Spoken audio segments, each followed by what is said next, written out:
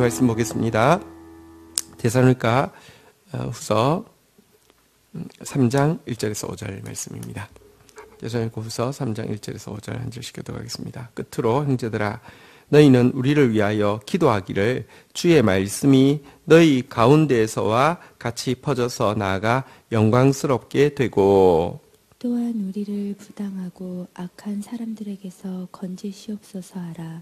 믿음은 모든 사람의 것이 아니니라. 주는 미쁘사 너희를 굳건하게 하시고 악한 자에게서 건지시리라. 너희에 대하여는 우리가 명한 것을 너희가 행하고 또 행할 줄을 우리가 주 안에서 확신하노니. 5절 같이 읽겠습니다. 시작. 주께서 너희의 마음을 인도하여 하나님의 사랑과 그리스도 예수의 인내에 들어가게 하시기를 원하노라. 아멘. 이제 바울이 데살로니가 성도들에게 이제 보내는 편지를 마무리하면서 또 이제 오늘 본문에는 먼저 자신들을 위해서 중보를 부탁하고 있는 내용이 나오고 있습니다. 자, 먼저 1절 같이 한번 읽도록 하겠습니다. 읽겠습니다. 시작. 끝으로 형제들아 너희는 우리를 위하여 기도하기를 주의 말씀이 너희 가운데서와 같이 퍼져나가 영광스럽게 되고. 자, 바울은 모든 교회에 편지할 때 항상 부탁하고 있는 것이 있는데요. 무엇이냐고 하며 말씀의 사역을 위해서 부탁하고 있습니다. 여러분, 이 설교라는 것은 하나님의 말씀 사역이라는 것은요, 무슨 강의가 아닙니다. 이것은 그냥 어떤 지식의 전수가 아닙니다. 이것은 하나님의 말씀이 계시되어지는 일입니다. 말하자면 하늘에서 땅으로 내려 꽂히듯이 하나님의 말씀이 영혼 가운데 이 벼락과 같이 내려 꽂혀서 눈먼 자가 눈을 뜨게 되는 것이고요. 갇힌 자가 자유케 되는 것이고요. 그래서 이 말씀이 말씀 사역을 위해서 꼭 기도하고 있는데요. 여기 구체적으로 내용은 보기니까 주의 말씀이 너희 가운데에서와 같이 퍼져나가 영광스럽게 되게 해달라. 이것을 위해서 기도하라는 것입니다. 모든 교회에 이렇게 말씀의 사역이 강하게 일어나는 것은 아니었습니다. 데살로니가 교회는 굉장히 짧은 기간 복음을 전했지만 말씀이 역사하였습니다. 그래서 너희 가운데에서와 같이 퍼져나가 영광스럽게 해달라고. 정말 말씀이 영화로웠고요. 말씀이 이렇게 막 번져나갔고요. 여기 특별히 영광스럽게 된다는 것은요, 복음 전파의 결과로 사람들의 마음 가운데 성령의 역사가 구체적으로 나타나는 것을 이야기합니다. 영광스럽게 된다는 것은 하나님이 영광스럽게 된다. 구체적으로 이야기하지만 하나님은 더 이상 충만할 수 없을 정도로 영광스러운 분이십니다. 하나님께서 당신에게 영광 돌리라고 이야기하시는 것은 당신이 뭔가 부족해서가 아닙니다. 하나님께 영광 돌릴 때에만 인간이 행복해지고 하나님께 영광 돌릴 때에만 인간이 거룩해지기 때문입니다. 어쨌든 말씀이 힘을 얻고 말씀이 영광스러워진다는 것은 말씀을 통하여서 영혼이 변화되어지고 영혼이 거룩해지는 것을 이야기하는데요. 이 같은 사역을 위해서 중보해달라 이렇게 기도하고 있습니다. 사도행전을 우리가 흔히 이제 사도행전이라고 이야기하는 이유는 이제 사도들의 기록이 나와 있기 때문입니다. 사도행전에 사도라는 단어보다 더 많은 게 성령이라는 단어입니다. 그래서 성령행전이라고도 부릅니다. 인간이 일하는 것이 아니라 성령께서 일하셨기 때문입니다. 그런데 성령이라는 단어보다 더 많은 단어가 나옵니다. 사도행전에 아주 많이 나오는 단어가 사도인데요. 사도보다 더 많은 게 성령이고요. 성령보다 더 많은 단어가 하나 있습니다. 뭔지 아십니까? 그게 말씀입니다. 사실 사도행전의 성령 충만이 구체적이 무엇이냐? 사도행전에 나오는 단어가요. 말씀이 흥왕하다, 말씀이 왕성하다, 말씀이 세력을 얻다 이런 표현이 나오는데요. 성령 충만이란 무엇이냐? 말씀이 흥왕한 상태를 이야기합니다. 말씀이 왕성한 상태를 이야기합니다. 말씀이 세력을 얻는 상태를 성령 충만이라고 이야기합니다. 어쨌든 이와 같은 역사를 이루어 달라고 하나님 앞에 끊임없이 말씀의 역사를 위해서 기도해 달라. 이것이 첫 번째 기도의 제목입니다. 말씀이 힘을 얻는 것은 사단이 힘을 잃는 것이고요. 반대로 말씀이 힘을 잃는 것은 사단이 힘을 얻는 것입니다. 교회의 말씀이 얼마나 강한지는 영적 전쟁에서 승리하느냐 실패하느냐의 가장 기본적인 시금석이 됩니다. 어쨌든 우리 교회를 위해서 기도할 때 항상 하나님의 말씀이 힘이 있어서 세력을 얻을 수 있도록 기도해 주시기를 주의 이름으로 간곡히 부탁드립니다. 두 번째 기도 제목은요. 2절 같이 한번 읽도록 하겠습니다. 읽겠습니다. 시작. 또한 우리를 부당하고 악한 사람에게서 건지시고서 하라. 믿음은 모든 사람의 것이 아니니라. 두 번째는 부당하고 악한 사람들이 있다는 것입니다. 그리고 그들로부터 건져 이 말씀의 사역자를 이 복음의 사람들을 건져 달라고 이제 중보해 달라 이렇게 이야기를 하고 있습니다. 여러분 부당하고 악한 사람 정말 잘못됐고요. 정말 그 흉악한 일을 하는 사람들이 세상에 있다 이렇게 이야기합니다. 사실은 인간이 이성으로도 그 사람이 어떻게 그래 아닐 거야라고 생각하는 일들을요. 당연 이렇게 아무렇지 않게 하고 있는 사람들이 많이 있습니다. 들으면서도 믿어지지 않는 일을요. 사실은 진짜로 아무렇지 않게 하는 사람들이 있습니다. 왜 그런지에 대해서 이렇게 바울은 설명합니다. 한번 따라하겠습니다. 믿음은 모든 사람의 것이 아니니라. 여러분 고의로 복음을 거부하는 사람들, 악의로 선을 핍박하는 사람들이 세상에 있습니다. 그런데 이들이 특별히 하나님의 말씀을 바르게 전하고 하나님께서 원하시는 행실을 하는 사람들의 생명을 노리는 일들을 하고 있는 것이 세상입니다. 왜냐하면 그들은 하나님을 믿지 않지만 그들은 결국 여러분 영혼은 하나님께 속하든지 사단에게 속하든지 둘 중에 하나에 속하게 되어 있습니다. 결국 공중권세 잡은 사단의 도구로 하수인으로 자기는 사단을 믿는다고는 이야기하지 않습니다. 또 사단도 자기를 믿으라고 이야기하지도 않습니다. 그러나 결국 하나님을 믿지 않는 사람은 사단의 하수인으로서 도구로서 사용되어지기 때문에 그런 사람들이 이 복음의 사역을 얼마나 박해하고 이 복음의 사역을 얼마나 방해하는지 모릅니다. 그래서 이들로부터 건져 주시기를 중보해 달라 이렇게 하면서 이 두 가지를 중보를 부탁을 하고 있습니다. 자, 그런데 바울이 이것을 위해서 중보해 달라고 부탁하는 또 한 가지 중요한 이유가 있습니다. 3절 한번 보실까요? 같이 한번 읽도록 하겠습니다. 같이 읽겠습니다. 시작. 주는 미쁘사 너희를 굳건하게 하시고 악한 자에게서 지키시리라.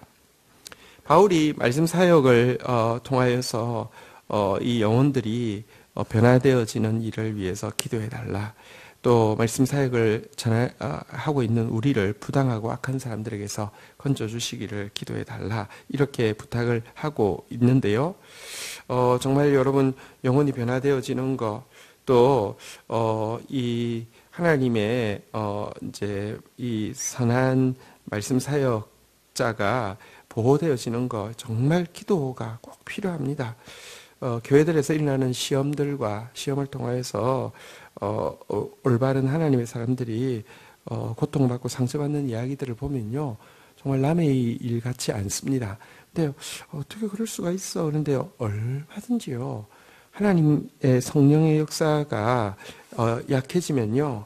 얼마든지 그런 일이 있을 수 있습니다. 기도해야 되는데 그런데 3절에 보니까 여러분 이 일을 위해서 데살로니가 교회인들에게 기도를 부탁한 중요한 이유가 나와 있는데 뭐냐고 하면 말씀이 힘이 있어서 영혼을 변화시켜 달라고 중보하면 한번 따라하겠습니다. 너희를 굳건하게 하시고, 그 기도하고 있던 데살로니가 성도들은 바울을 통해서 어느 지역에서든지 이 말씀의 영광이 나타나게 해달라고 기도하며 그들에게 말씀의 영광이 나타나서요. 그들의 심령이 더 견고해진다. 이렇게 이야기하고 있고요. 바울을 위하여서 부당하고 악한 사람들로부터 건져달라고 또 사역자들을 위하여서 기도하면요. 한번 따라하겠습니다. 악한 자에게서 지키시리라. 하나님께서 그들을 이 데살로니가 성도들을 또 악한 자로부터 지켜주시기 때문에 여러분들 하나님 이 바울은 성도들에게 기도를 부탁을 하고 있습니다. 사실 타인을 위해서 중보하는 것이야말로 자기를 위하여서 최고로 기도하는 내용임을, 자기를 위한 최상의 기도임을 이 내용은 잘 보여주고 있습니다.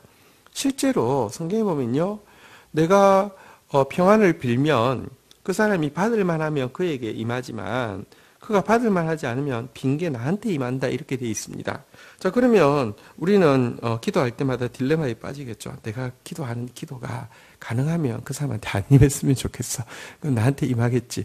근데 여러분, 그건 또 착각입니다. 뭐냐고 하면 그 사람에게 임할만 하면, 임할만한 사람을 위하여서 내가 중보하면요, 나한테는 하나님께서 지혜롭다고. 왜냐하면 하나님은요, 기도가 효력 있기를 원하십니다. 또 여러분들, 이 파이에서 나눠 먹는 게 아닙니다.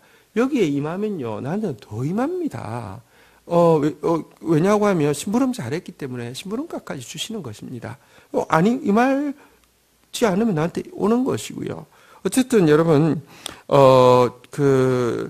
내가 사실 남을 위해서 중보하는 것이야말로 나를 위한 최고의 중보가 되는 것입니다. 말씀의 사역에 힘있게 해달라고 중보하고 있으며 나 안에서부터 말씀의 삶에 힘이 있어지는 것이고요. 내가 부당하고 악한 자들로부터 사역자들을 지켜달라고 기도하면 하나님이 기도하는 나를 부당하고 악한 자들로부터 지켜주시는 것이 사실은 영적인 법칙인 것입니다. 그래서 중보는요, 손해보는 것이 아니라 중보하는 것이야말로 자기를 지키는 최고의 비결입니다. 그래서 성경은요, 한번 따라하겠습니다. 주는 자가 받는 자보다 복되도다. 세상은요, 가능하면 줄 때 계속 아끼면서 주게 됩니다.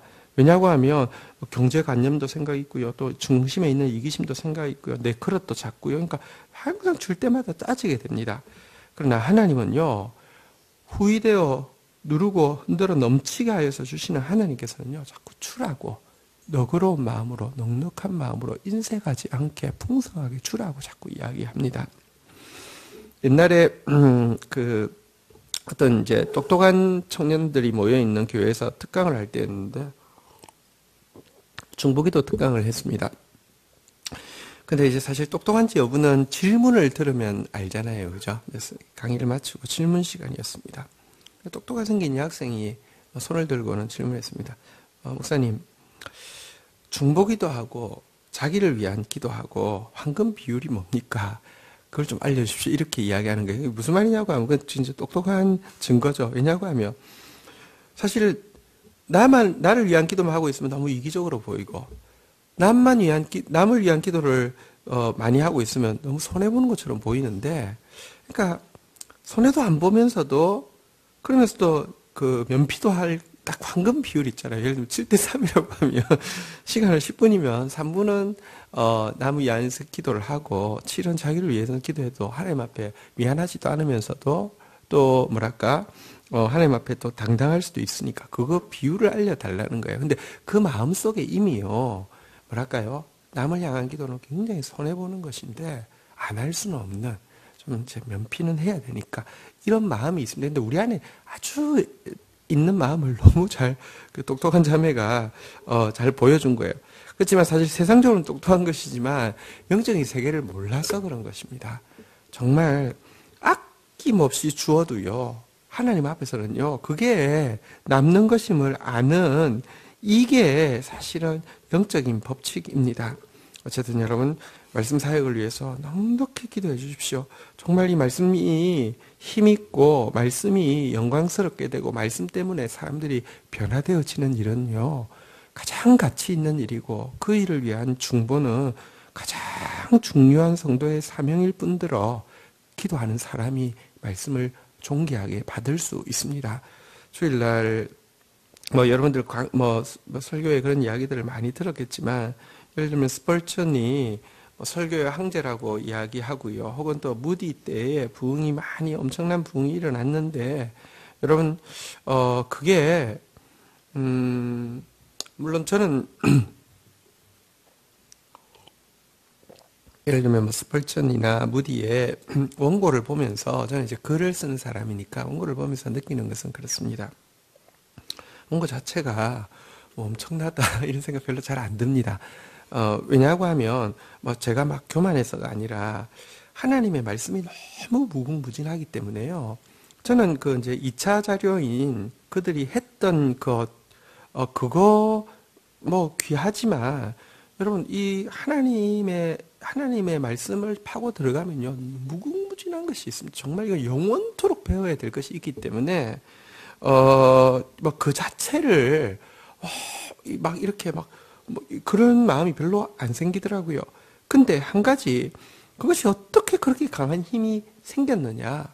말씀 사역할 때 많이 들었잖아요. 아예 중보만 하는 팀이 있어가지고 목숨 걸고 중보하고 있는 팀들이 있었다. 그런 이야기들을 하는데 그게 요식행위가 아니라 실제로 여러분들 그게 진짜 이 말씀의 사역은요 정말로 기도 없이는 안 됩니다. 그래서 우리 바울의 부탁대로 말씀을 위해서 중보하다가 악한 자들로부터 보호해달라고 이 사역자들을 여러분 교회를 무너뜨리는 제일 쉬운 방법은 바른 사역자들을 무너뜨리는 것이죠. 바른 사역자들을 무너뜨리면은 말씀이 무너지면 교회가 존재하지만 사실은 교회는 부동산만 남는 것이고요. 숫자만 남는 것이고요. 돈만 남는 것입니다. 그건 교회 아닙니다. 어쨌든 기도하다가 여러분들이 굳건해지고 여러분들이 지킴받는 그런 비결을 경험하기를 주의 이름으로 축원드립니다. 4절 한번 볼까요? 제가 한번 읽도록 하겠습니다. 읽겠습니다. 시작. 너희에 대하여는 우리가 명한 것을 너희가 행하고 또 행할 줄을 우리가 주 안에서 확신하노니. 자, 이 말은 뭐냐고 하면 이 데살로니가서의 핵심, 우리가 명한 것의 핵심은 뭐냐고 하면 종말론에 대해서 가르치면서 종말을 사는 사람들의 바른 지식, 가져야 될 바른 지식과 바른 태도에 대해서 이야기한 것을 너희들이 명한 대로 행하고 행할 것을 우리가 확신한다. 이런 내용입니다. 종말에 대해서 바른 지식이 있어야 되고요. 종말에 대해서 바른 태도가 있어야 하는데요. 이렇게 이제 격려를 하면서 그렇지만 두 가지 진짜 우리가 이제 종말에 대한 바른 지식과 바른 태도를 가지려고 하면 두 가지가 너희 가운데 있어야 한다. 이런 이야기를 하고 있습니다. 5절 한번 볼까요? 다시 한번 읽도록 하겠습니다. 읽겠습니다. 시작. 주께서 너희 마음을 인도하여 하나님의 사랑과 그리스도의 인내에 들어가게 하시기를 원하노라. 우리가 앞에 이제 종말에 대한 지식과 또 종말에 대한 태도에 대해서 쭉 나와 있었는데요.